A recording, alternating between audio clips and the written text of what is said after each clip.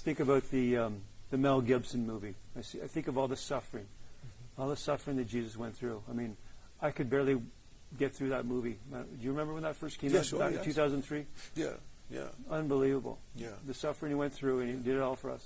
Yeah, and I remember seeing him in an interview. I believe it's one of the television morning shows, and the interviewer said, "It's just a bloody movie." He said, "Man, it's so bloody." And you know what he said? I like it. He said, "I did the research for this." He said, "It was more than you saw." He said, "We couldn't tell everything." He said, "As much as it was, you see it." He said, "It was more than that." Yeah.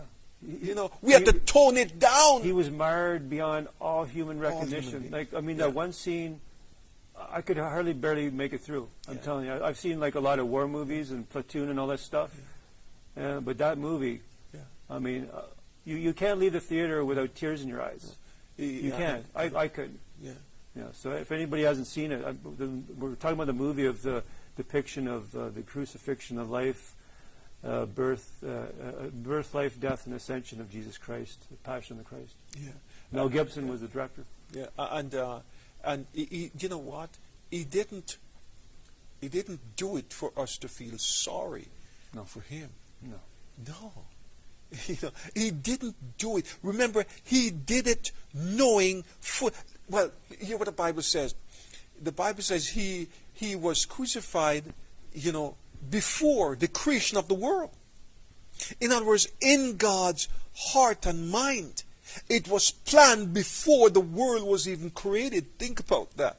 Before the world was even created. So he knew when he came, the fact is he came to die. Is the only man that was born to die. So he didn't do it for us to feel sorry for him. No. He did it for you. He did it for you. Yeah, he did it for us. That we could be changed. We, sinful human beings, could be made right with the Father.